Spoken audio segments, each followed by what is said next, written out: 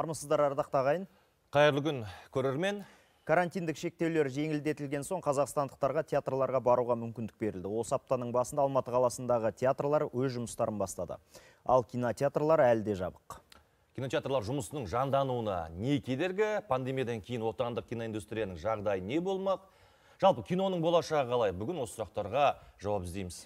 Құрметті көрермендер, тақырыпқа қатысты пікірлеріңіз бен сауалдарыңыз болса, 837-890-66-90 WhatsApp нөміріне жолдаңыздар. Сондай-ақ Инстаграмдағы бүгін астыңғы сызықша хабар парақшамызға да пікір қалдырып, ой қосып отырыңыздар. Сонымен құрметті қонақтар, студиямызға қош келдіңіздер. Енді мынандай бір дерек айта кетейік. 92 кинотеатр мен оларға қарасты 300 кинозал жұмыс істеп тұрған елімізде. 6000-нан аса адам осы жұмыс орындарында қызмет істеп, өздерінің отбасыларын асырап, салада еңбек еткен. Қазір сол кинотеатрлардың 10-ға жуығы жабылып үлгеріпті. Байқап отырғандай, карантиндік шаралар жеңілдетілген кезде көптеген мәдени ошақтар, әсіресе жаңа театрлар деп айтты, олар жұмыстарын бастап, халықты қабылдай бастады, бірақ кино саласында мұндай ілгерілеу жоқ. Неліктен? Бұның бір ерекше себебі бар ма? Осыны маман ретінде сізден сұрасақ. Бүгінгі күнде әлі де біздің елімізде осы қалада, Нұр-Сұлтан қаласында коронавирустық инфекция әлі де тіркелуде. Ол вирус әлі де циркулирует деп айтуға болады да. Сол себептен бізде әлі кинотеатрлар сондай көп адамдар баратын орын болып саналады. Оның ішінде кинотеатрдың күтетін орындары бар, алдын ала келеді. Бір сеанс, бір фильм, где-то 1,5-2 сағаттай болады. Соның бәрін ескере отырып, біз оның үстінде жаңағы киноның ішіне кірген кезде, оның ішінде жарық болмайды, оның ішінде дистанцияны қалай сақтап жатыр, масканы киіп отыр ма, киіп отырған жоқ па. Осы шаралардың бәрі қиын болады да, жаңағы істеп жатырған адамдарға. Сол себептен именно кинотеатрларды әлі күнге дейін біз ашылып жатырған жоқ. Жақсы. Енді жақында денсаулық сақтау министрі кинотеатрлар 30% сыйымдылықпен ашылуы мүмкін екендігін айтты. Мүмкін болады. Өйткені енді жаздағы жағдайдан бері енді қазір біз стабилизация деп айтуға болады ғой. Қазіргі эпидемиологиялық жағдай тұрақты.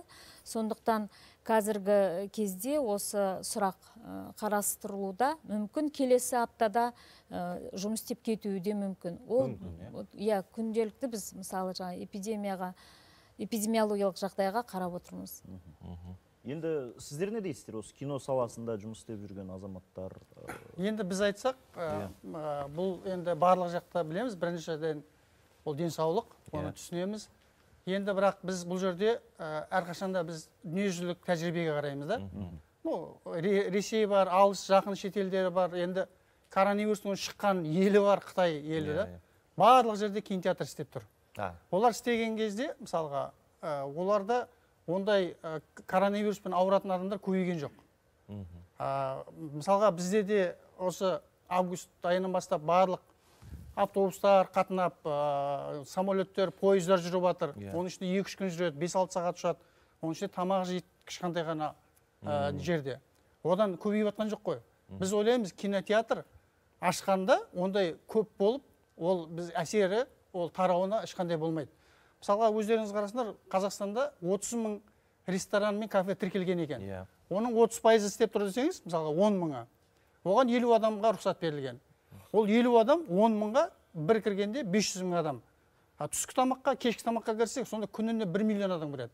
Ал кинотеатрда күніне 30% рұқсат етсе, 30% бен адамдар кіргізіп орындарына. Күніне 15 000 адамнан артық келмейді оған, 15-18 000 адам. Ол одан және тарапта кетпейді. Және бүгін кеше осы мысалға не шықты? Германияның зерттеу университеті. Сонда мысалға вентиляциядан кафе, ресторанға қарағанда кинотеатрда, кинозалдың ішінде адамға жұғуы 10 есеге аз.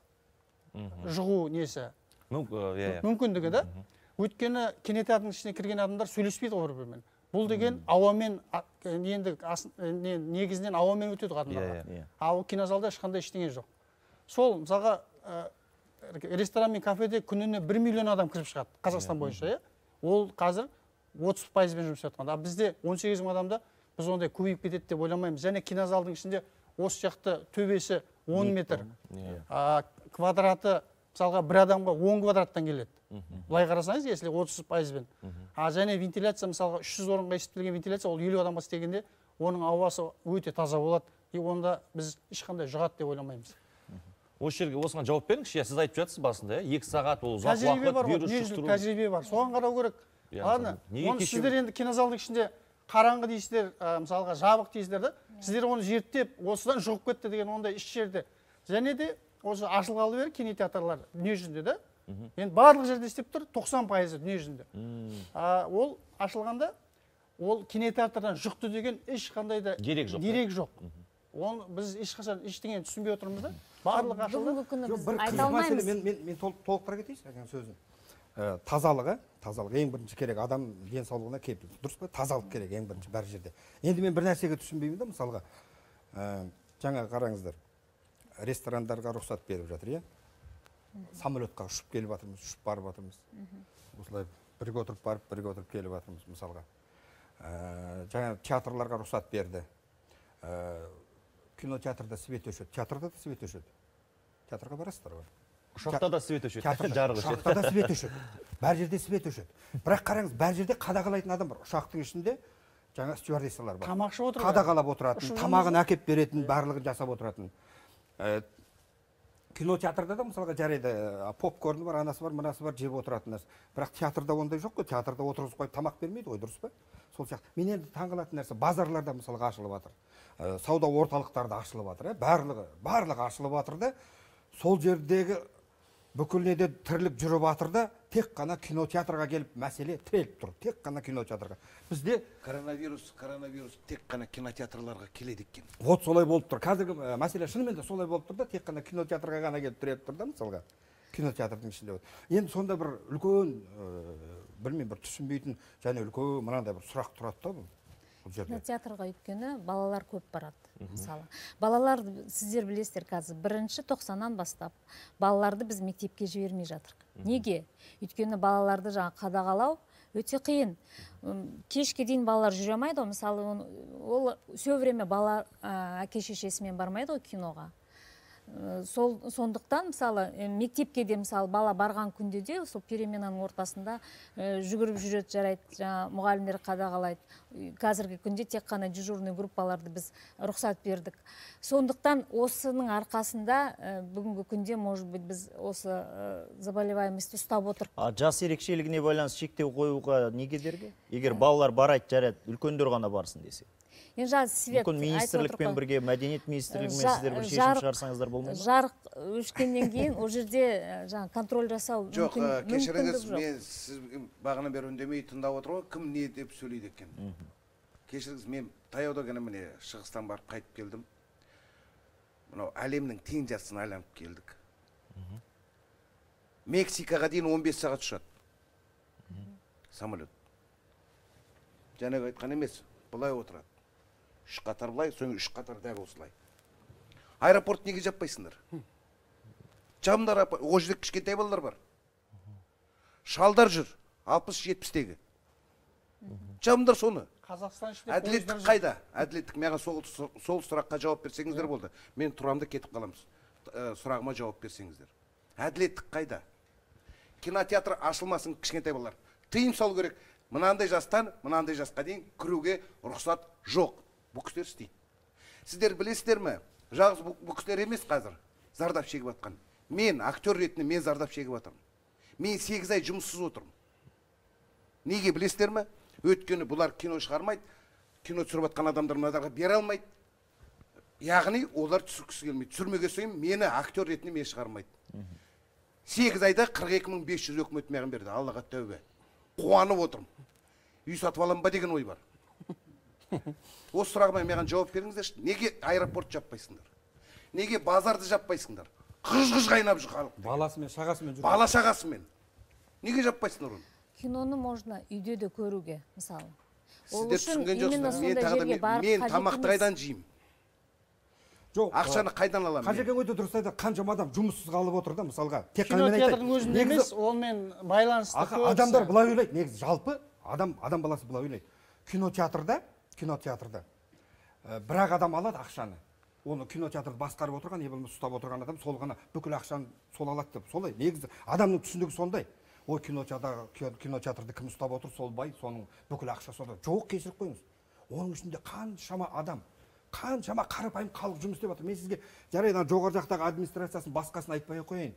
Ең соңында ол жерде тазалық ұстайтын, кәдімгі өзіміздің пол жуатын, біреудің киімін қабылдап алатын, тағы да басқа. Онымен қанша адам жұмыс істеп жатыр, қаншама гример бар, басқасы бар. Ол бір. Онымен қатар кинотеатрдың ішінде, оның ішінде қаншама сауда жүріп отыр мысалға. Тағы да ол қарап отырыңыз. Қаншама бутиктер бар мысалға. Жай ғана, мысалы кино келген кезде сен тек қана билет алып киноға 2000 теңге, мысалы примерно айтып отырмын да, билет алып сол ғана сонымен кірмейсің ғой оның ішінде. Мысалға айтатын болсам, оның ішінде жаңағы алатын попкорның бар, суың бар. Оны сен қайдан аласың? Даладан барып алып келмейсің ғой. Оның ішінде де кинотеатр ішінде қарастырылып қойған. Адамға жағдай жасалып қойған. Сол жасалып қойған жағдайларға мысалға қазір кедергі болып тұр. Мына кинотеатрдың жабығы қаншама қалып салық сұрайды ол үшін.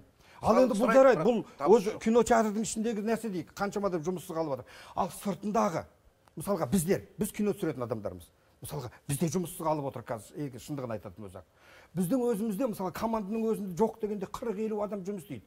Оның ішінде жаңа административный нәрсесі бар, шай беретін адамы бар, гримері бар, түсінікті. Енді қаншама адам жұмыссыз қалып отыр мысалға. 15 миллиардтай шығын деді, алдында біз Мәдениет ақпарат. министрлігінің Енді үлкен қаражат. Вице-министр мырза, студиямызға қош келіпсіз. Сіз не дейсіз? Министрлік тарапынан бұл жағдайды реттеуде қандай іс-шаралар атқарылады? Не болады? Біріншіден бүгінгі әрине өзекті мәселе. Шынымен алып қарасақ, бұл кәдімгі бірінші кезекте күнкөрістің көзі. Екіншіден алған кезде қарап отқанымыз біздің бас санитарлық дәрігерлердің нұсқауымен ол бірінші азаматтардың қауіпсіздігі.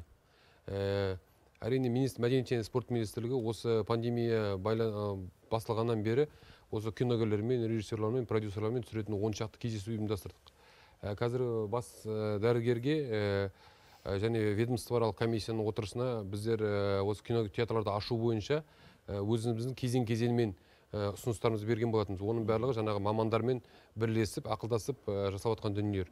Әрине бірінші кезектегі бас дәрігеріміз, өңірлік бас дәрігерлердің шешімі ол бірінші азаматтардың қауіпсіздігі болғаннан кейін біздің ұсыныстарымызды әрине қарап отыр. Соңғы өз мысалы ұсынысымызда кинотеатрлардың 30%-ға дейін кіргізу жөнінде. Оның басында мынадай да мәселе болған, 50%-ға дейін қарайық. Адам санымен де кіргізейік деген. 50%-мен қарайтын болсақ, қазір мысалы кейбір кинотеатр 100 орындық кинотеатрды қарайтын болсақ, оның ішіне 50% десе, ол жерде 50 адам кіреді, 50 адам болмай қалады. Енді 300 адамдық кинотеатрға қарайтын болсақ, оның 30%-ын есептейтін болсақ, онда жаңағы ара қашықтың бәрі сақтауға негізі мүмкіндік бар.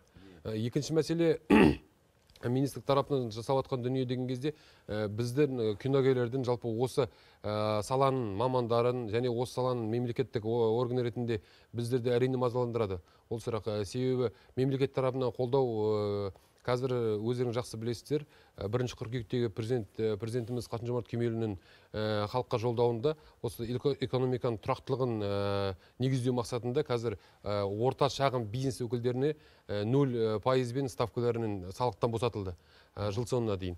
Екінші мәселе, бұл жерде қазір кинотеатрлар жаңа өзіңіз жақсы айттыңыз, ол 95 Қазақстанда кинотеатр бар екен, соның 4-еуі ғана мемлекетке қарайды да, қалғандардың барлығы жекеменшік. Яғни бұл орта шағын бизнес өкілдеріне жатады. Қазір енді оған байланысты мемлекет тарапынан өзінің тиісті көмектерін көрсетіп жатқан өзін білесіздер. Екінші мәселе, мәдениет министрлігі тарапынан біз өзіміздің алгоритмімізді былайша айтқан кезде кезең-кезеңмен кинотеатр болсын, театр болсын ашылу бойынша беріп келе жатырмыз. Қазір енді жақында ғана театрларда, концерттік ұйымдарда, мысалы Алматы қаласы бойынша 50%-ға, Астана қаласы бойынша 50 адамға дейін рұқсат еткізіп жатыр. Әрине бұл біз үшін үлкен қуантарлық жағдай, себебі 1 жылға жуық уақыт көлемінде біздің жаңа репертуарларымыз болмаса премьераларымыз бәрі тоқтап қалды.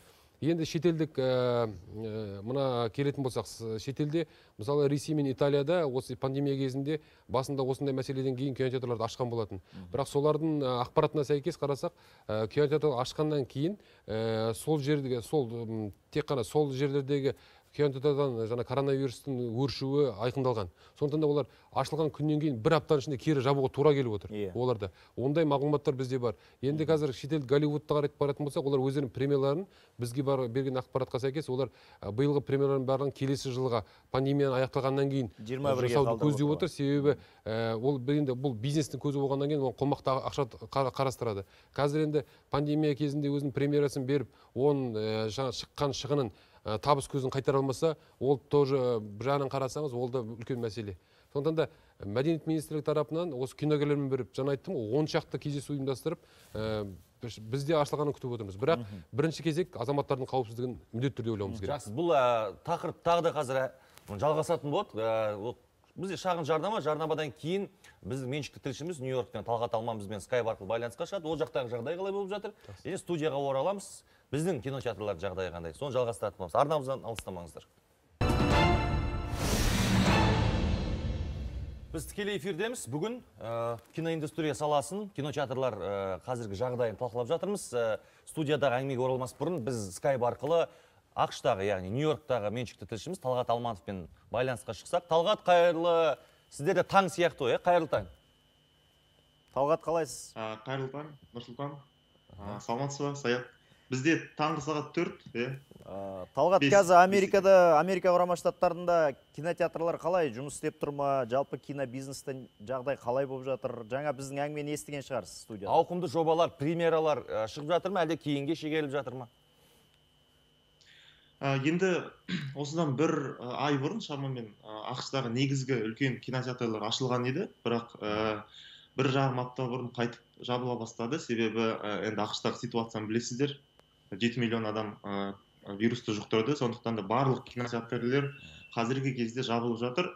Дегенмен енді кейбір штаттардың губернаторлары жаңағы кинотеатрларды ашуға тырысып жатыр, бірақ негізгі кинотеатрлар жабық менің ойымша. Және де премьералардың басым бөлігі 2021 жылдың қазанына немесе қыркүйегіне ауыстырылып жатыр. Мысалы, Джеймс Бонд кейінге қалдырылды.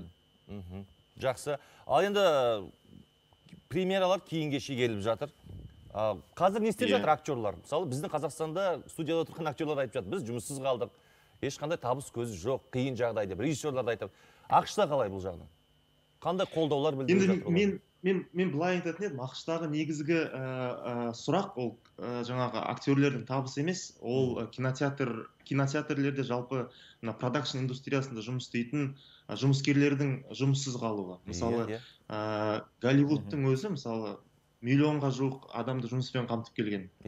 Бірақ пандемия кесірінен мыңдаған мысалы америкалық сол кинотеатрлерде істейтін америкалықтар жұмыссыз қалды. Енді олармен салыстырған кезде менің ойымша енді актерлердің жағдайы дұрыс деп ойлаймын. Табыс көзі. Жақсы, ал мынау Netflix жағы қалай болып жатыр? Көпшілігі Netflix платформасына өтіп кетті. Netflix менің ойымша жетістікке жетіп жатқан сияқты, себебі мысалы 3-4 айдың ішінде 24 миллион жаңағы көрермен жинап үлгерді. Қазір менің білуімше, қателеспесем, 176-180 миллионға дейін жетті жалпы көрермендері. Сондықтан да мына кинотеатрлердің менің ойымша болашағы болыңғыр. Мысалы, бір ғана сізге мысал келтірейін. Мына Голливудтың негізгі табысының 40% ақш-тағы екі мерекенің ортасында болады. Labor Day мен Memorial Day деп аталады.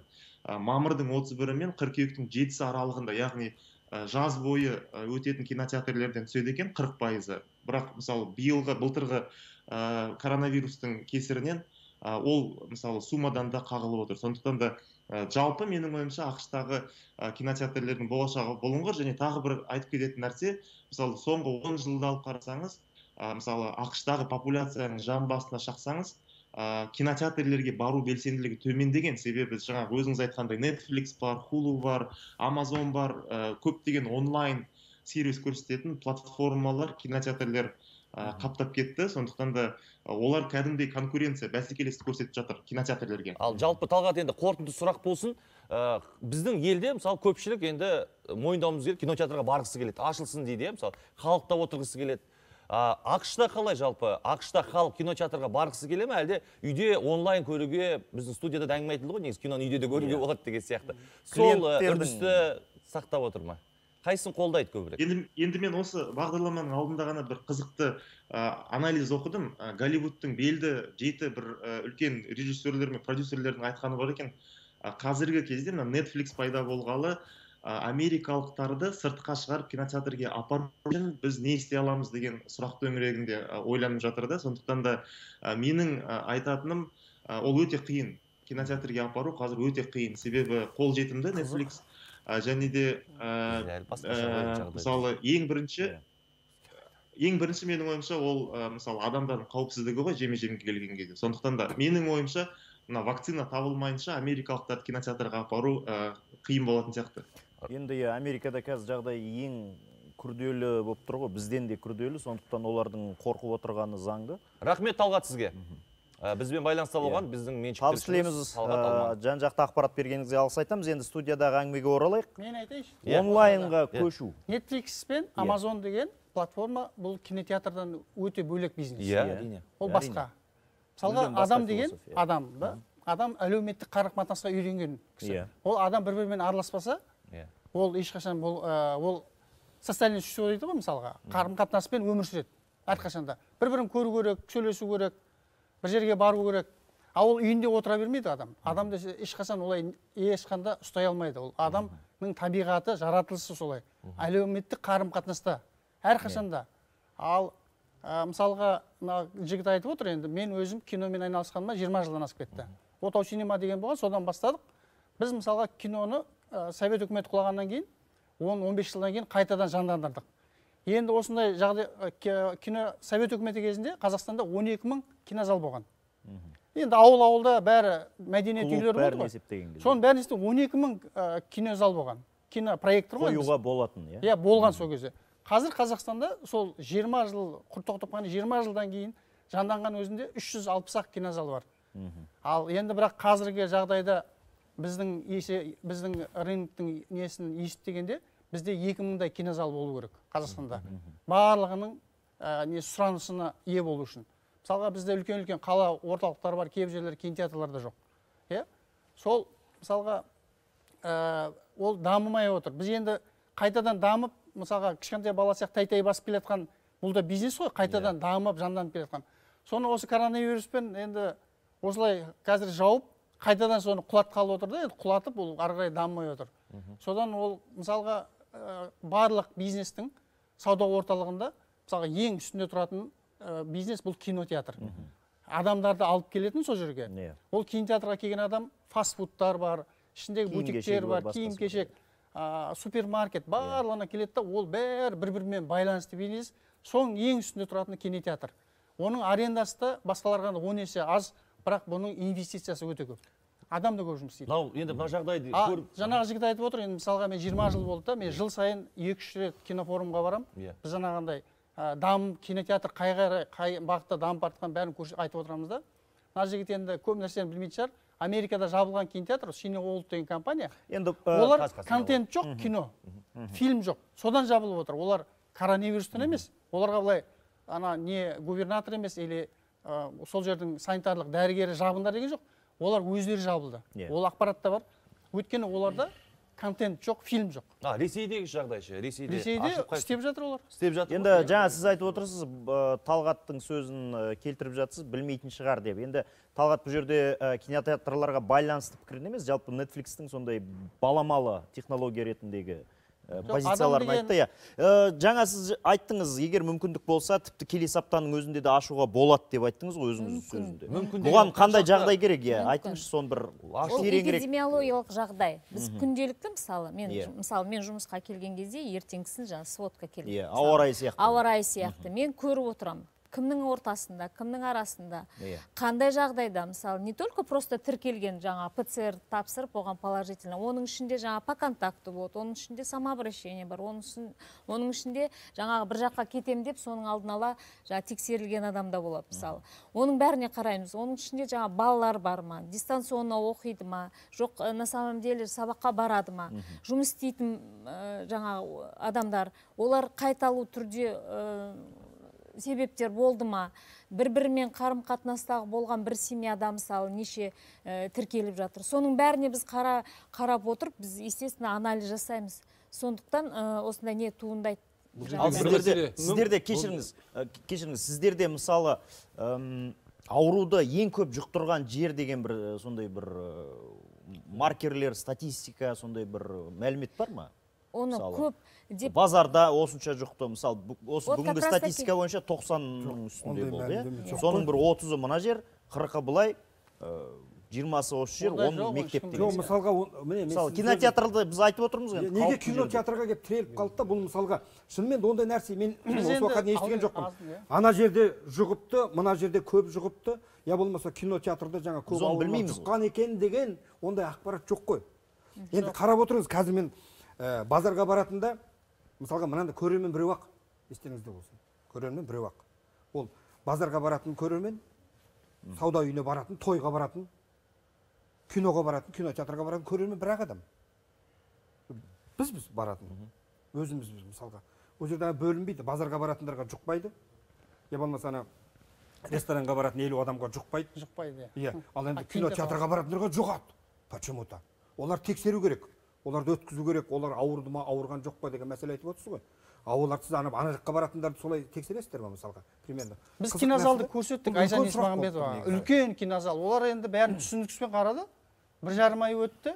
Мысалға әрқашан осылай сөйлесеміз, уже 2 ай болды. Мүмкін деген сөзбен, иә? Мүмкін дегенмен осылай 2 ай болды әлі келе жатыр. Келесі апта деп жатыр ғой. Сіздерге енді келесі апта ол 2-3 күн қалды ғой? Сол алгоритм бәрін 2 күн қалды ғой. Дайындық болып жатыр ма? Дайындық бәрі бар бізде. Аз пайызбен ашылады дейді. Қараңызшы. Ол аз пайызбен ашылған күннің өзінде жағдайы қалай болады? 30% жарайды. 40% болсын мейлі. Бірақ бұрынғы жағдайы бола ала ма киноның? Бұл деген бизнес қой, бұл деген экономика. Мына жерде былай қарайық, мәдениет министрлігі, мәдениет және спорт министрлігінде әрине біздің осы саладағы Қазақфильм бар сіздерде.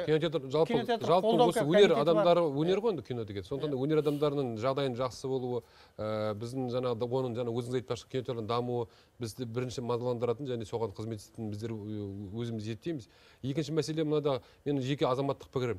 Әрине біз бәрін жағдайды айтып отырмыз, бірақ осы коронавирустың өршіген кезінде қаншама адам осы Қазақстанда, қаншама біздің тұлғаларымыздан, ағайын тумаларымыздан айырылды. Сол кезде біздер ешкімді ойлаған жоқпыз. Ол кезде ойлайтын нәрсеміз отбасының амандығы, ағайынның амандығы болды. Ендігі екінші нәрсе, сол кезде осы біздің ақ халатты абзалдандардың дәрігерлерінің жеделден шақырған кезде, осылардың келген кезде, қазақша айтқан кезде құдайымыз үргенде қуандық. Екінші мәселе, осы нәрсені біз ұмытпауымыз керек секілді. Осындай мәселеге келген кезде біз саналы түрде баруымыз керек. Әрине бұл неге кинотеатр деген сұраққа мен маман емеспін, денсаулық сақтаудың. Мамандар айтып жатыр, бірақ мәдениет министрлігі өзінің жаңа кезең-кезеңмен жасалатын алгоритмдерін беріп отырмыз. Ол сіздермен біргесіп, осы мамандармен бірігіп жасап отқан дүние. Бірақ бастысы әрине, мына өзіміздің сол кездегі өткен анау баяда шапан кезіндегі не болғанымызды ұмытпауымыз керек қой. Сонда мына жағдай өршеленіп кетіп жататын болса, біз кинотеатрға баламызды бір күндік көрсінде барып, оның зардабы шегетін болса, Құдай одан сақтасын деген нәрсе бар. Бірақ дегенмен, бұл болашақта осы менің ойымша үлкен үмітіміз бар. Бас дәрігерде, денсаулық сақтау мамандары да осыны жүйелі түрде бізге шешімін шығарады деген. Менің ойымша осы бір ай бұрында осы мәселе қозғалып келе жатыр. Одан да бұрында қозғалып келе жатыр. Қазір де келесі апта деп отыр, бірақ ешкім оған келесі аптада ашылатынына уәде бере алмайды. Себебі ертең күн басқаша өзгеретін болса, шетелде менің білімше әртүрлі жағдайлар болып жатыр. Соның барлығы тек кинотеатрға келіп тіреліп тұр да? Жоқ, мәселе жалғыз кинотеатр емес. Бұл жерде басқа да бизнес өкілдері бар. Кинотеатрлар ол шағын орта бизнес болып саналады. Сондықтан да бұл жердегі мәселені әрине біз ашылып жатса оған бірінші қуанатын адамдардың бірі мәдениет министрлігі. Бір дегенмен екінші мәселе осы жағдайды реттелген дұрыс бар деп ойлаймын. Менде бір сауал бар да. Қазір енді елдің арасында көп айтылады, көп біліп те жүр. Себебі, мысалы, кафе, ресторандар сондай жабық түрде артқы есігінен кіріп, жұмыс істейді. Тойхана бәрі сонда. Тойхана бәрі. Негізі бар ғой, азаматтар. Ал кинода тойханалар кафеге өзгертіп қойды, нелерін сыртындағы жарнамаларын. Кафе деп қойды, ішінде той өткізіп жатыр. Жалпы жаңа мен айта кетейінші. Мынандай нәрсе болды. Бұл ауру, бұл жалпы негізі біз кино саласы болған ғана өзі бір киношниктар жиналып алып, бірақ тақырыпты қозғап отырмыз да. Бұл жалпы бізге жеңіл тиген жоқ қой, шынында керек. Әрине. Бұл жалпы киноға емес, бұл кинотеатрға емес, бұл жалпы қазаққа. Жарайды, алысқа бармай қояйық, шетелге бармай қояйық. Бұл біз жалпы қазақ үшін, мұсылман үшін өте ауыр болды, дұрыс па? Бұның ішінде жоқ, шынымен де бұл ауыр өте ауыр, сондай қиын болды мысалға. Оның ішінде оның ішінде тек қана киношниктер емес қой, оның ішінде қаншама жаңа айтып отыр ғой, қаншама бизнес саласындағы адамдар бар, қанша басқа жүйедегілер бар. Енді менің өзімнің көзім жеткен, көргенім осы аурудың бар ғой, саласы бар ғой, бір мына мәдениет саласындағы адамдарға өте ауыр болды. Шынында керек. Бизнесмендер жарайды түсіне, мен шаруашылықтағы неткен өзі. Өйткені осы мәдениет саласында жүрген жаңағы, енді оның ішінде кинода кіреді, оның ішінде артист те кіреді, оның ішінде әнші де кіреді, басқасы да кіреді. Өзі солардың бір шулдап кеткен халық осы Қазақстан сол өнер адамдары ғана болды ғой мысалға. Мысалға ешкім айтқан жоқ, мешіттер неге ашылмай жатыр, мешіттерге неге бармаймыз деген жоқ мысалға. Неге тойханалар ашылмай жатыр деп сөйлеп кетті. Біз пендешілікке салынып кеттік та сондай. Сөйтіп кетті мысалға. Сондай бір ауыр неге келіп қалды. Сол себептен мен айтайын деген сөз. Тоқетарын айтып кетейін мысалға. Шынымен де сақталу керек, барлығы сақталу керек. Жаңағы медициналық барлығы біз шаралардың бәрін сақталу керек та. Енді қараңыз, бірақ мен өзімнің ойым, мысалға келген кезде осы кинотеатрға келіп отырмыз да, бұл да іске қосылу керек сияқты. Өйткені жаңағы жұмыссыздық тағы да айналып келген кезде, жаңа айтып отыр ғой, тек қана жаңағы шетелдеген хабарласқандарымыз айтып отыр ғой, ол жерде артистерге ешқандай не келіп атқан жоқ, кетіп атқан жоқ дейді, артистің бірімен отыр ғой. Мысалға ол кинотеатрдың ішіндегі адамға аздап зияны тиді де, ол шынымен де ол бизнес. Жарайды, артистерге зиян тимей қойса сырттағыларға. Ол ішіндегі қаншама адамды жұмыссыз қалып жатыр. Сол себептен ол негізі бір ғана мәселе болып тұр. Жан ағам, сізге сұрақ қой. Мысалы, әңгіме тыңдап отырсыз, уәж бар мысалы, 2 ай болып созылып келе жатқанда дейді, әніме ашылады деп. Бізде барлық жағдай сақталған дейді. Мысалы, сіз келістік барлық алгоритміне. Сіз киноны үйде көруге де болады дейсіз, бірақ тамақты да үйде ішуге болады. Мысалы, бірінші кезекте бізде мейрамханалар ашылып кетті. Олар тез арада рұқсатын алып үлгеріп кетті, қазір ашылып жұмыс істеп жатыр. Бұл жерде енді бұны қалай түсіндіріп бересіз? Мысалы, мүмкін олардың ықпалы мықты болды ма сіздердің тараптарыңызға? Ал кинотеатрдың абыройы болмай қалды ма? Соны айтып беріңіз. Міне, негізгі айтылатын гәп, інім өте дұрыс айтасың. Ішімді күйдіріп тұрғаны сол. Кафелер 11-ге дейін істейді. 1 миллион адам көреді күніне. Сонда мен ана коронавирус 10-нан кейін бірақ шыға ма деп отырмын көшеге. Жарайды, 10-ға дейін, 10-нан кейін де шықсын. Кафелер жарайды, істей берсін. Мешіт туралы айта алмаймын. Өйткені Алла мына жерде үйде де отырып намазды оқуға болады. Бірақ мынау рухани байлық деп киноны айтамыз, иә? Жарайды, мейлі ашылмасын. Ашылмасын. Ондай болатын болса бізге мемлекет жағынан көмек болу керек қой. Осы жерде қажет айтып өтсек. 2 рет 42.500 бергеннен сол адам сол күнге көре ала ма деп тұрмын да мен. Мен үшін күйіп тұрған сол. Мен үшін күйіп тұрған базарға барсаң, быж-дыж қайнап жүрген қала. Мынандай баладан шалға дейін жүр. Сол. Жапса бәрін жабу керек, немесе ашса бәрін ашса. Мына жігіттер олар ашып береді. Белгілі болды, түсінікті. Енді біз бұл мәселені талқылауды бір басқа бір жағына келсек, себебі сіздің бұл позицияларыңыз түсінікті болды, мына жақтың да айтып отырған белгілі болды. Енді біз келесі скайпты... Тимур Бақтыбаев, кинопродюсер, бізбен скайп арқылы байланысқа шыққалы отыр. Бұл кісінің де пікірін білейік. Продакшн, кино түсіру. Тимур мырза, қайырлы күн. Ассаламуалейкум. Уағалейкум ассалам. Бүгінгі тақырыпқа байланысты жалпы мына кинотеатрлардың жабық болуы сіздің кәсібіңізге, сіздің жұмысыңызға қалай әсер етіп отыр? Мемлекеттік тапсырыс бойынша жоспарланған ірі жобаларды айтпағанда, үлкен экранға жолдамалған 10-нан аса дайын көркем дүние карантин салдарынан көрерменге жетпеді. 18 фильм дайын тұр қазір. 18 болды. Көрсетілуге дайын. Осы туралы не айтасыз? Қалай болады бұлардың тағдыры? Қазіргі коронавирустық жағдай менің жалпы негізі менің өзімнің компанияма 100% кедергісін тигізіп отыр. Себебі мен осы коронавирус басталмай тұрып 2 кино түсірген болатын, өз ақшама, өз қаражатыма. Біз жоспар бойынша біздер мамыр айында бірінші киномыз шығу керек болған, бірақ коронавирус болып, ол енді белгісіз уақытқа созылып кетті. Осы күнге шейін 7 ай, 8-ші айға ауысып бара жатырмыз ғой енді. Ешқандай бір қозғалыс та жоқ, жұмыс жасап жатқан жоқпыз. Тек мына өзіміздің бұрынғы тапқан жиған бар бір ақшаларымызбен күн көріп жатырмыз.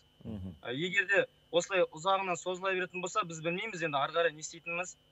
Себебі менен де бөлек қаншама адамдар бар, жұмыс осы кино саласында жұмыс жасап жатқан. Егер де кино түсірілмейтін болса, кинотеатр ашылмайтын болса, кино түсірілмейтін болса, киногерлер банаға жұмыс жасайтындар, оларға жұмыс жоқ деген білдіреді. Қанша қаражатыңыз кетті екі киноға? Шықпай қалған? енді бір киноға шамамен 40 миллиондай ақша кетсе, екі киноға 80 миллион ақша кетеді да. Мысалы, Тимур мырза, сіз қазір де кино түсіріп жатыр екенсіз, Қазір кино түсіріп жатқан жоқпыз. Қазір кішігірім былай тапсырыстар түсіріп жатқанбыз. Видеороликтер, имидж роликтер.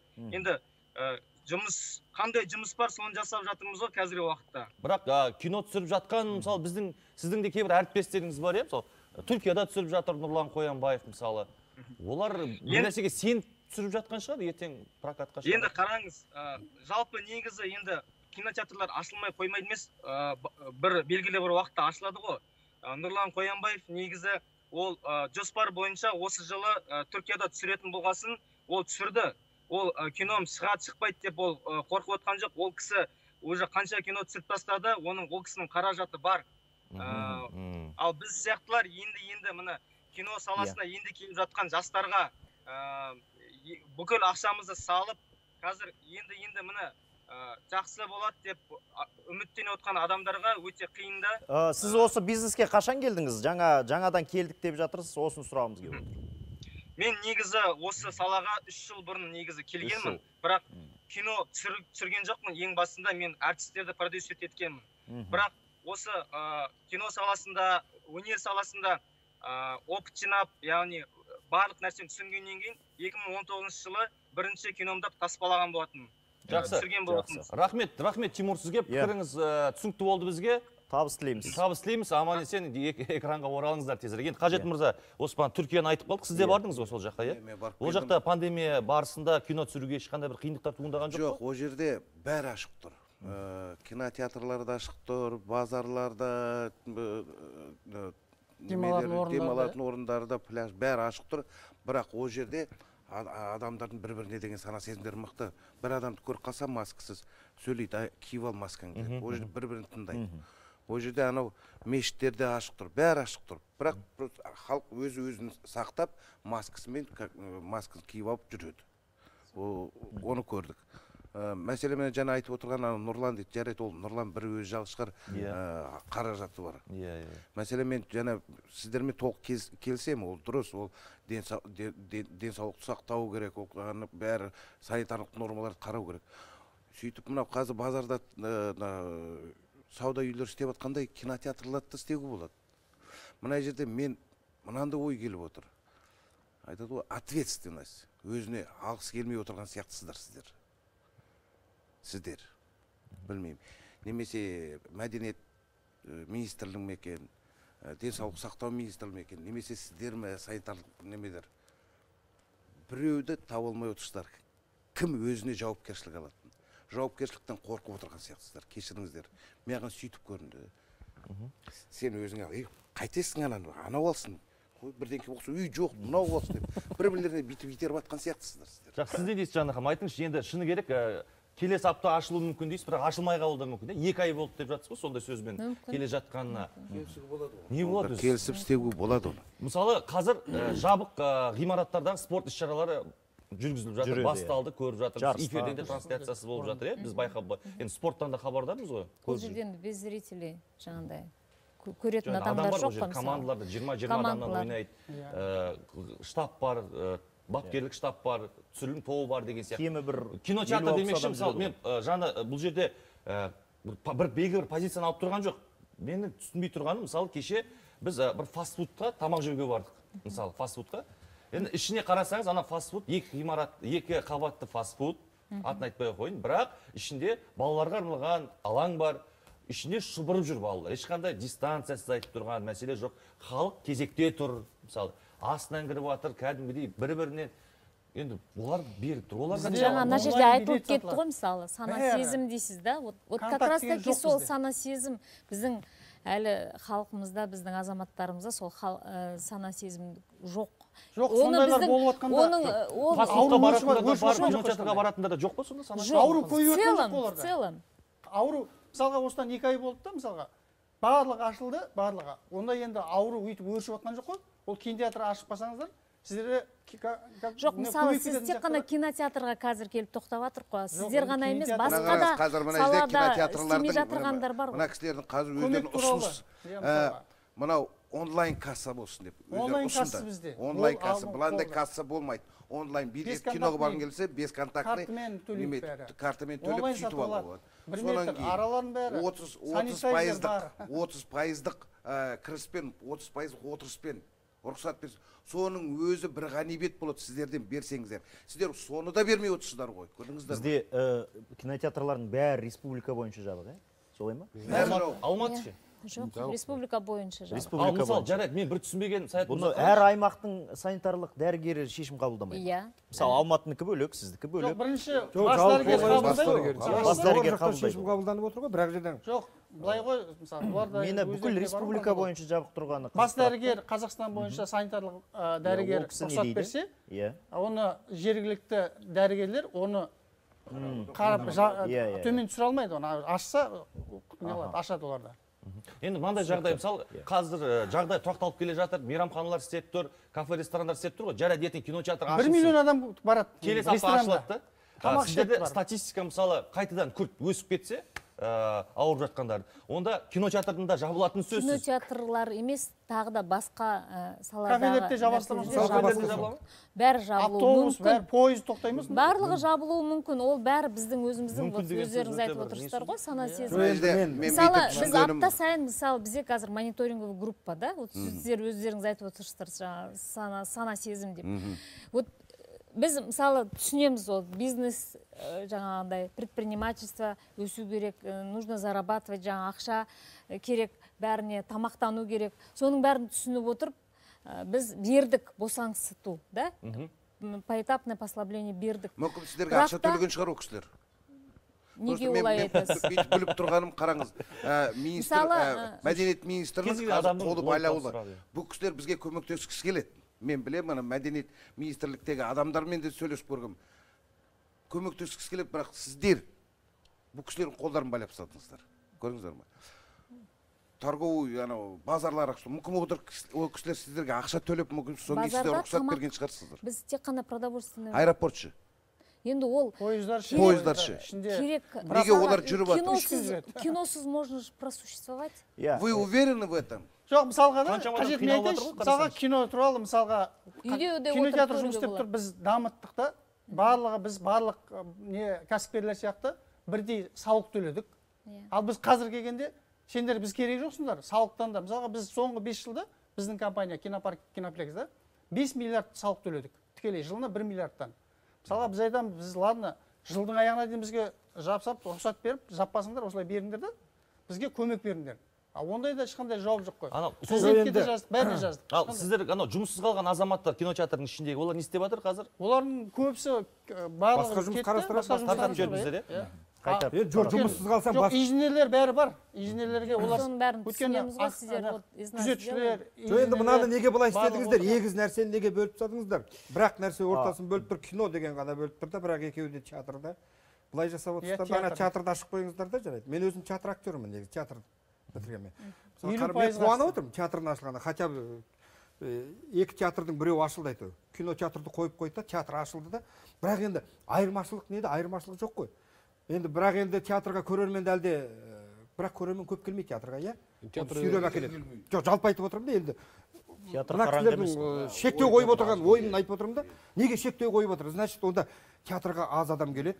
Театр іштен емес, кафе, ресторан айтса, 1 миллион адам жатса. Осы екеуін хотя бы, жарайды, ресторанды қоя тұрайықшы. Просто екі театр неге ол екеуі бірге ашылмасқа или бірге жабылмасқа? Примерно. Бұл жерде Жанна ханым, сіздің мен бағана бері ойланып отырмын да, әңгіме тыңдап, позицияңызды түсінбедім. Мысалы, киноны үйде көруге де болады ғой дейсіз. Тамақты да үйде жеуге. Тамақты да үйде жеуге болады, үйде доставкамен алуға болады. Неге? Осы логиканы түсіндірші, неге бұл қағидамен сіздер жауап бере бересіздер? Неге кафелерге мүмкіндік берілген тез арада да? Неге бір ғана кинотеатрда берілмейді, мен соны түсінбеймін. 30%. Оның артында бір үлкен сұрақ тұр.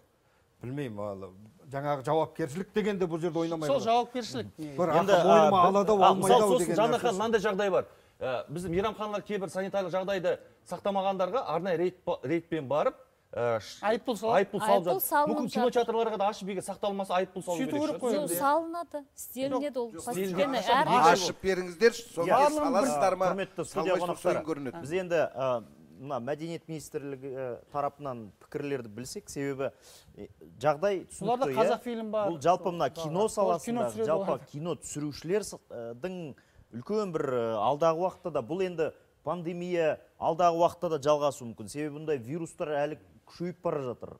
Жаңа түрлері келесі жылда келуі мүмкін деген болжамдар айтып Екінші несі келе жатыр. Соған дайындығы ретінде осы кино саласына байланысты мүмкін бір мәдениет министрлігінде жаңа бір көзқарас, жаңа бір стратегия, жаңа бір методика болуы мүмкін бе? Сіздер соны бір қазір қарастырып жатырсыздар ма? Мысалы, жаңа Netflixке бәрі ауысып жатыр, халықта көріп жатыр, монетизация о жерде бар. Мүмкін кино театрдағы азаматтар сол бизнеске қарай икемделу керек па? Мүмкін оларға бір соған икемделу үшін бір қаражат мәселесін, кино түсірушілерде сол платформаға ауысу деген нәрсе, соны қарастыруға бола ма? Себебі біз қазір осы дауды ары қарай жүргізе берсек, сала тығырықтан шыға қоймайды сияқты. Түсірушілер де, актерлер де, кинотеатрлардың иелері де. Қазақфильмді айтып жатыр. Ол жақта кинолар түсіріліп жатыр ма? Үлкен Қазақфильм бар мысалы. Сіздерге қарама-қарсы. Қалай ойлайсыз осы сауалға байланысты? Сауалыңыз өте орынды. Біріншіден, екіншіден мәселе осы кинотеатрлардың әртүрлі форматқа ауысу жөнінде ғой. Енді мына қоғамның өмірдің өзі алып келді. Осындай жағдайда біз қалай өмір сүруіміз керек дегенімізде.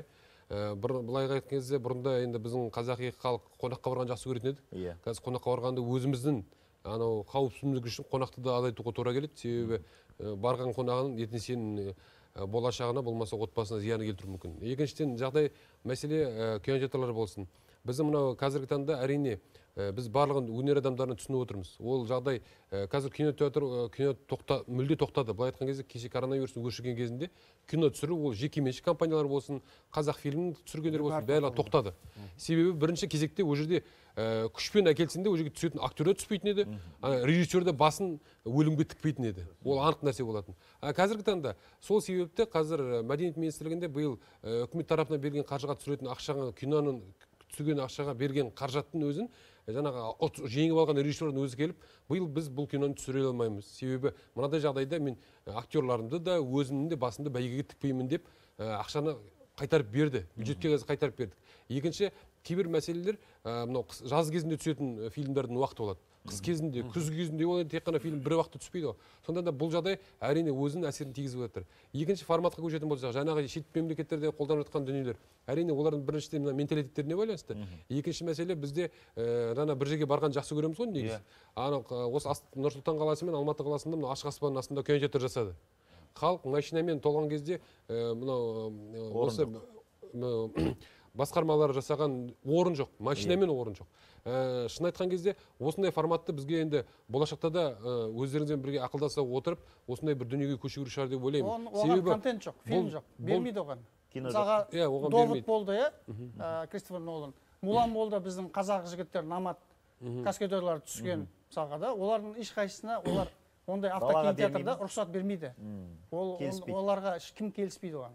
Сіздер көрсеңіздер ескі фильмдерді ғана көріп отырсыз, қазақ фильмдерді. Енді бұл сол кезде бір тығырықтан шешіп шығудың бір жолы ғана қарастырылған. Енді болашақта мәдениет министрлігінде осы механизм ғой, былай айтқан кезде. Болашақта қалай жұмыс жасаймыз? Әлем өзінің өмір сүру, күнделікті өмір сүруін өзгертіп жатқан кезде біз неге өзгермесек деген әрине. Мысалы, білім беру саласы онлайнға көшіп үлгерді. Мысалы, осы азаматтардың да кәсібі тұраламас үшін сіздерден бір ұсыныс керек сияқты. Мүмкін бір соны қарастыру керек шығар. Бұл ұсынысты жаңа айттым ғой, біз жиі талқылап отырамыз, және ол күнделікті біздің жұмысымыздың басты бір тетігі. Екінші қорқыныш бар. Кинотеатрды ашқан күннің өзінде қазір шығарылған, жекеменшік шығарылған киноларға халық бара ма деген сұрақ бар. Барады. Қазір халық қорықпайды. Жоқ, қазір ескі кинолардың бәрін интернетте бәрі көріп болды үйінде. Бұл енді бизнестің жолы ғой, сондықтан да ол мүмкін барады шығар, бармайтын шығар, оны білмеймін. Әркімнің өзінің шешіміне байланысты. Екінші мәселе, әрине, мен жаңа айттым ғой, бұл жағдайда кинотеатрдың қазіргі таңда ашылып, оның бір тұрақты негізде жұмыс істеуіне мәдениет министрлігі өзінің алгоритмдерін жасап, тағы да қайталап айтамын. Біздің бас дәрігерлерімізге берген болатынбыз дәрігерімізге. Бұл жатта қазір қарастырып жатыр, бірақ шешімді қабылдайтын кез келген жағдайда тек қана кино болсын, басқа сала болсын, осы ақпаратты абзал жандар қазіргі таңда. Жақсы. Сондықтан да бұл кісілердің шешімі маңызды және шешім шығаратын осы кісілер, біз оған бағынамыз. Бізде қазір шағын жарнамадан кейін эфирге қайта ораламыз. Қандай алгоритм, не алгоритм ол бізге халыққа түсіндіріп берсін, соны біз қазір бірге еститін боламыз. Артынша тағы да Skype арқылы тағы бір қонақпен байланысқа шығамыз.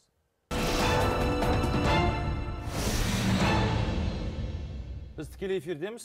Бүгін бағдарламасы кинотеатрлар тақырыбын қозғап жатырмыз. Ашыла ма, ашылмай ма? Осындай сұрақ туындағанда арасында алгоритм деген сөз көп естіп жатырмыз, Жанар ханым, сіздің аузыңызда. Түсіндіріңізші, қандай алгоритм, не алгоритмге сүйеніп, келесі апта ашылып қалуы мүмкін. Мүмкін деген сөздің өзі, шыны керек ол 100% ашылады, бол дайындалыңдар деген сөз емес қой.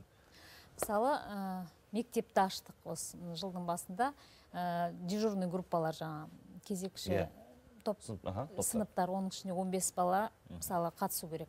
Соның ішінде әр мектепке емес, осы жаңа объект образованияға алгоритмді жаздық. Оның ішінде жаңаға келген кезде термометрия, температурасын өлшеу керек, сол алгоритм болып саналады. Температурасын обязательно жаңа тексеру керек. Одан кейін балалардың ара қашықтығын соблюдать ету керек. Содан кейін маска киіп жүрген, осының бәрі алгоритмге жатады. Тек қана мектепке емес, тағы да басқа сфера деятельности, солардың бәріне алгоритм жазылады мысалы. Ресторандарда да мысалы, қалай олар жұмыс істеу керек, дистанция, сол бәрі болу керек. Поэтому жаңа мониторинговый группа айтып кеттік қой жаңа. Тексерген кезде осының бәрі сақталмағандықтан көп жаңағындай айыппұл да төлеп жатырғаны сол осы алгоритмді сақтамаған үшін. Ал кинотеатрлар қалай? Алгоритм сақтап жатсыздар ғой? Сақтаймыз деп біз жоқ, бұл кісілер әлі бастап жасаған жоқ қой. Енді мысалы келесі аптада ашқан күнде де бұл кісілерге де алгоритм жазылады. Мысалы театрға біз жаздық, мысалы қалай жұмыс істеу керек екен. Біз келіскен алгоритм бар ғой. Біз уже 2 ай болды келісіп осы алгоритмді 50%-дан 30%-ға дейін түсті. Келістік, санитайзерлер қойдық, онлайн билет сатыңдар деді, онлайн билет қойдық, бесконтактный деді, оның бәрін жасадық. Сосын болды бір алгоритмде. Барда іштеңе сатылмасын, попкорн іштеңе сатылмайды, кинозалдың ішіне кіргенде тамақ жемейді. Іске өтіп кетеді. Сондай депті. Оған да келістік біз. Одан кейін бізде 27 мың адам петицияға қол қойыпты. 27 мың адам 27 мың қолдап отқан. Оның бәрі иененімен кәдімгідей ол айналдыратын дауыс беру емес. Кәдімгідей иінмен. Сіз сұрағыңыз бар ғой, алгоритм деген халыққа түсінікті үшін айтатын. Мәдениет министрінің алгоритмін айтып кетейін. Ол кезең-кезеңмен жүзеге асыру. Кезең алгоритмнен жалпы түп мағынасы сол ғой. Кезең-кезеңмен жүзеге асыру. Мысалы, біздің қазіргі беріп отқан бас дәрігерге ол 30%-бен көрермендерді қабылдау. Одан кейін екінші кезеңге 50%-бен қабылдау. Үшінші кезеңде 70%-бен қабылдау, сол секілді жүреді. Екінші кезең-кезеңмен жазылудың өзі жаңағы айтқан біздің форматты ауыстыру. Болашақта біздің енді бұл шағын орта бизнес өкілдері болғаннан кейін бұл кісілер және үкімет тарапынан да, біз министрлік тарапынан да болашақта жаңағы киноларымызды қандай форматтарда ауыстырып бере аламыз.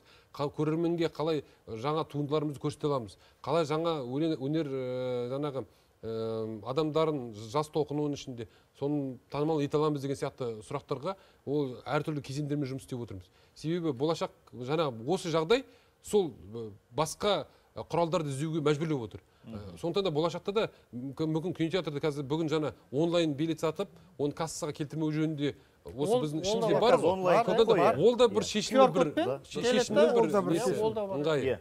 Жақсы, қазір енді бізбен тікелей байланыста скайппен ұлттық киноның қолдау орталығы хабардаштық ғой, дистрибуция бөлімінің жетекшісі Аруана Серікбаева ханым бар екен. Аруана ханым, қайырлы күн. Сіз тікелей эфирдесіз. Қазіргі кезде қазақ киносы қандай жағдайда деген сұрақты талқылап отырмыз. Сіздің алып қосарыңыз бар ма? Артынша негізгі сұрақтарды қоя берейік. Қазақ киносы қазір уақытта енді баяу-баяу ақырын-ақыр түсіріп жатыр. Негізі басынан бастап бағдарламаны қарап жатыр. Мен айта кетерім бірақ мәселе, өткен жылы 2019 жылы қазақстандық 36 фильм прокатқа шыққан екен. Осы жылы 20 жылы тек қана 7 фильм прокатқа шықты. Ол бірінші мәселе. Екінші мәселе, егер кино туралы заңға көз жүгіртетін болатын болсақ, ол жерде мынандай басты мәселе бар. Мемлекеттік бюджетке түсірілген фильмдердің кинотеатралдық прокаттан немесе басқа прокаттан 80% продюсерларға жіберіледі, 20% мемлекеттің тарапында қалады және ұлттық кино қолдау орталығының қайтадан қайтарылады. Мемлекеттік неге қайтарылады. Сондықтан айта кететін жаңағы стриминговый платформа туралы біраз әңгіме қозғалып отыр.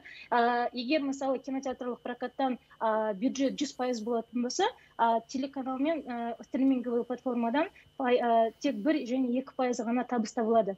Ол басты мәселе. Егер бұл деген алтын сырға деп айтамын, біз жаңағы денсаулық министрлігіне және біз мәдениет және спорт министрлігімен осы жаңа айтып кеткендей жылдың басынан бастап 10 шақты конференция өткіздік, біраз алгоритмдерді бірге де жасадық кинотеатрлармен.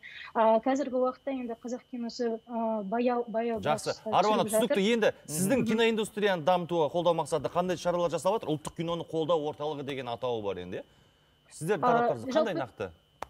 Жаңа айтып кеткендей, біз кинотеатрлармен алгоритм біраз кинотеатрлармен және ұлттық палата, Атамекен ұлттық палатасымен бірге осы алгоритм бәрін бірге жұмыс істегенбіз, бәрін бірге жасағанбыз. Біріншіден келесі аптада бізде жаңағы конференция жаңа кинотеатрды қалай ашамыз деген келесі апта енді бола ма конференция? Әлі шешілген жоқ қол мәселе? Жоқ, енді шешілмей тұрғандықтан біз айына 1-2 рет осы мәселені көтереміз. Қазір енді сол конференцияда біраз сұрақтарды қозғаймыз, жаңағы кинотеатрды ашу деген. Сіздің пікіріңіз қандай? Кинотеатрларды келесі аптада ашуға бола ма, болмай ма?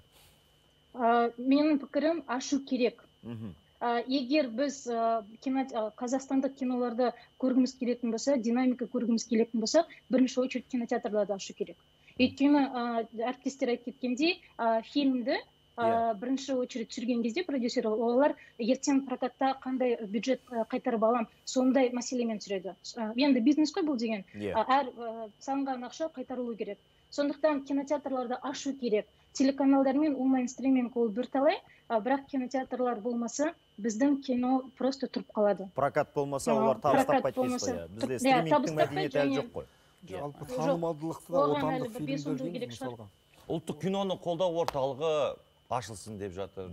Не және спорт министрлігі қарсы емес. Кино орталықтары ашылсын деп жатыр. Екі бастан ашылсын. Кім қарсы болып тұр? Неге тоқтап қалып жатыр? Қай жерде тоқтап қалып жатыр? Алгоритм қай жерде бұзылып жатыр? Соны айтыңызшы. Қай жерде кім жоқ деп отырсыз? Пандемия. Бұл жоқ, енді сіздерде тәжірибе жоқ қой кинотеатрда сол тарқап жатыр деген. Егер былай істесек қайтеді? Мысалы, енді бұл жерде бір консенсусқа келу ғой. Бұл жерде мысалы сіздердің жаңағы талаптарды бұзса, бірден айыппұл салынады ғой бізде. Кафе, ресторан дейміз. Мүмкін бұл кісілерге айту керек шығар. Сіздер кинотеатрды осылай ашамыз, бір 50%-ға. Бірақ егер біз тексерген кезде қолға түссеңдер, сендерге салынатын айыппұл басқалардыңкінен бір 15 есе болсын десе.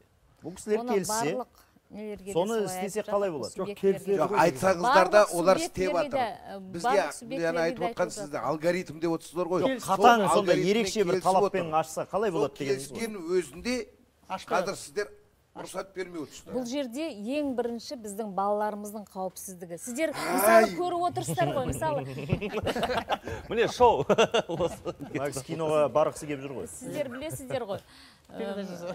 Детская площадка, фудкорт, солардың бәрі жасап жатырған жоқ, өйткені ол жерде жаңа балалар жиналады. Қалада жасап жатыр ғой. Қалада фастфуд орталықтар жасап жатыр. Ішінде бала құжынаған көп. Мен кеше бір жерінде болдым. Айтпай қойын, аты жарнама болып кетті. Барлық жерде. Туған күнде өтіп жатыр. Ішінде кәдімгі туған күнде бала шаға, ішінде кәдімгі жүр. Араласып, сіздер үйде отырып, олар араласпай отқан сияқты да, олар туған күнге барып жүріп бір-бірімен араласып, бәрі байланыссыз адам емес. Әлеуметтік қарым-қатынассыз адам емес. Араласпаса ол болмайды. Адам деген үйінде отырып біз барлығын түсінеміз. Сіздер просто именно біздің службамызды кино деген ол бір жағынан адамдардың шамалы шерін тарқатып демалатын жер ғой. Адамдардың шамалы күнделікті проблемадан денсаулық шамалы болса да демалады. Сондай керек. Жас енді қорытылайықшы. Соғыс кезінде де кинотеатр жабылмаған. Мен бір минуттан берейік. Онда соғыс қой енді пандемия. Жаңа ханым, сіз айтып алдыңыз, әрбір спикерге сөз береді. Аруана ханым, сізге рахмет. Кешірім сұраймын. Көп рахмет сізге. Мына жерде қонағымыз кетіп, өзімізде әбігерге түсіп кеттік. Сондықтан айыпқа бұйырмаңыз. Жанна ханым, сіздің сөзіңіз 1 минут. Мен айтайын дегенім осы құрметті жаңа кинотеатрдың өкілдері.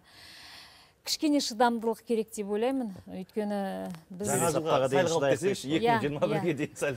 кішкене шыдамдылық керек, өйткені бір кішкене шыдамдылық Бір керек. жақсы хабар бар сияқты. Иә, өйткені Соны былай. енді біз айтып отырық қой, алдында біз осы сұрақты өзімізде көтердік. Өйткені сіздер ойлайсыздар, тек қана біз осы қалауымызбен өзіміз жауып тастағымыз келіп отыр деп. На самом деле, действительно, біздің жаңағы сана сезіміміз кішкене әлі түсінбейміз. Егер де мысалы жаңа Америкада айтып отырсыздар, маскасыз жүруге болмайды. Олар қатаң барлық режимдардың бәрін сақтайды. А біздің, мысалы, енді өзіміздің елімізді мен жамандағым келмейді, бірақ та өте қиын біздің азаматтармен сондай. Енді ондай ауру келмеген, мысалы, Қытай, ауру Кореяның келмеген, өзінде де ешкім маска киіп сенгісі жүреміз ғой. келмейді, әлі күнге дейін. Енді сана сезім деген кезде біз кішкене өте мұқият болуымыз керек сияқты. Себебі халықтың ол өмірінде көрмеген нәрсесі енді жаңадан үйреніп жатыр. Сондықтан кішкене шыдамдылық, бәрі ашылады, рет-ретімен келеді, рет-ретімен сол барлық салада барлығы жұмыс істеп кетеді. Егер де біз осы жаңа қаулыларды қатаң сақтап, осы айтылған режимдардың бәрін сақтайтын болсақ, осы бұрынғы жағдайымызға келеміз деп ойлаймын. Мүмкін деп қойсаңыз. Соған жеткісіне сізді тыңдайық болсын. Түйін. Адамның артықшылығы оның мәдениеттілігінде деп білемін. Сондықтан да осы жағдайда да біздің өнер адамдарының шыдамдылық танытып жатқанына ризашылығымды білдіремін. Әрине, осы коронавирус жағдай елімізде болмауы және біздің мәдениетіміз бен өнерінің адамдары, қызметкерлердің барлығы қалыпты жағдайға түскенін тезірек болғанын қалаймыз. Кинотеатрлардың да ашылуы жағдайымыз дұрыс болса, жақын арада шешімін табады деген ойдамыз. Сондықтан да біз бірінші бас дәрігердің нұсқауы біз үшін маңызды. Мәдениет министрлігі өзінің бас дәрігердің берген бүкіл талаптарына сай жұмыс істеу үшін өзінің мәдениет және спорт министрлігі қарасты ұжымдардың барлығына тиянақты жұмыс істеуге дайын. Жақсы. Сізден пікір болсын. Сізден тыңдайық. 2,5 минутымыз қалыпты. Сізден пікір. Артша біз. Мен де айтамын, Алла сабырлық берсін бәрімізге, шынымен де. Біздің мәдениетіміз сол, біздің мешітіміз, біздің әдебиетіміз, біздің тіліміз, біздің дініміз, жалпы біздің киномыз оның ішінде бар.